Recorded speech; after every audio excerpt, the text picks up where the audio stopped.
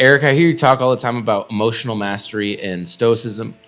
Where did these principles really show up in your life?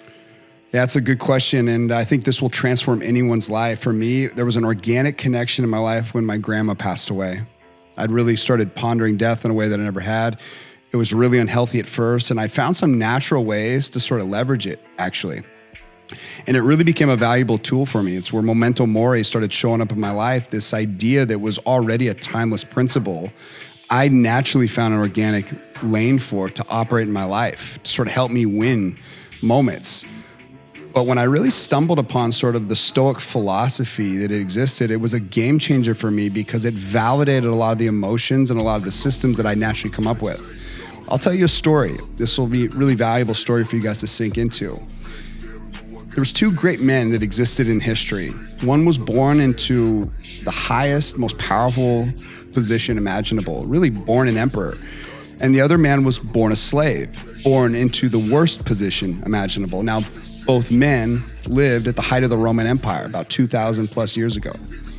And though their lives could not have started off on farther opposites, there's a lot of unique lessons that sort of came out of both of them, especially when it comes to this concept of emotional mastery and the art of achieving power and greatness. I'm talking about Marcus Aurelius, who was the Roman Empire, and Epictetus, who was the slave, who actually became one of the most influential Stoic philosophers in the world. Now, Marcus Aurelius, who had the world at his feet, he was the guy that as he really rose to his greatest power, he had the weight of ruling an entire empire. You know, the perspective behind that is something that most people have never really considered. That's wars, betrayal, famine, disease. You're in charge of all this, and he had all that pressure of all that. He lived through all of it. But it was in his private writings where he constantly would remind himself, that are now sort of things that you can go read and study, which are some of the most powerful writings I think ever, of really this concept of emotional control. He has these famous things that he wrote called meditations. These are powerful sort of reflections that Marcus would write and talk about. And it would really talk about a concept that you've heard me talk a lot about, this idea of being calm in the storm, about being unshaken no matter what chaos was around you. He wrote, if you have power over your mind, not outside events, then realize this, you will find strength. And on the other hand, you have this Epictetus character. Now, he was born a slave. He had every reason to be angry, bitter, resentful.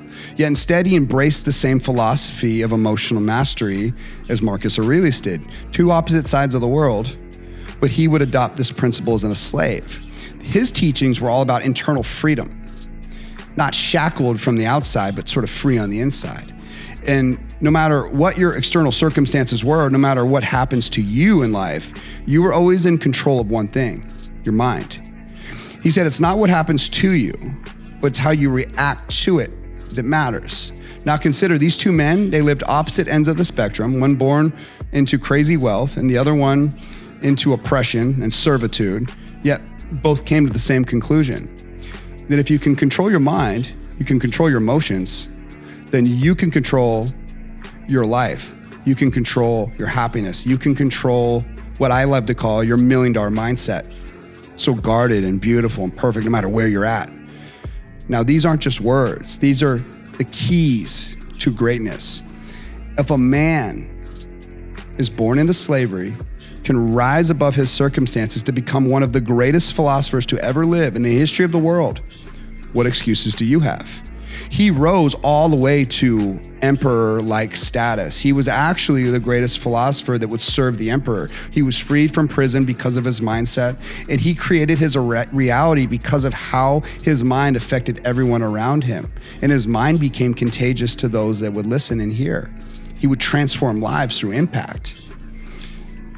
And with the weight of the world on his shoulders, how hard would it be to keep your emotions in check?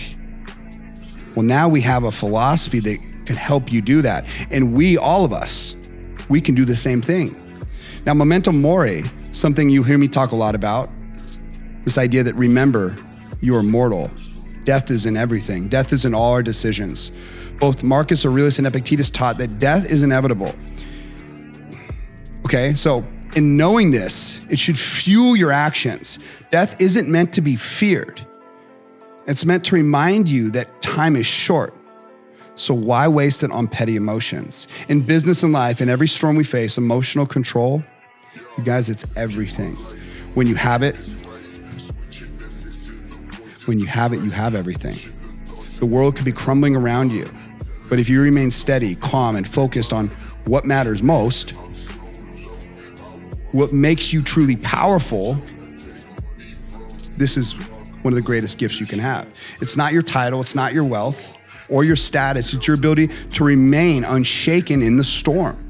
That's the lesson that Marcus Aurelius and Epictetus left behind for all of us to apply in our own lives. It's the foundation of true greatness, and it's the foundation of some of the greatest minds that I've been near that sort of embody this energy when I'm near them, and you can witness it.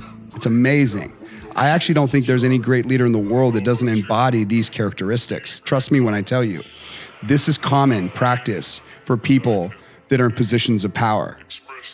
Now, in the end, no one can take your mind or your ability to master it. So whether you were born a slave or an emperor, it's one thing that belongs to you completely. And with it, you can face anything, even death, with calm and purpose.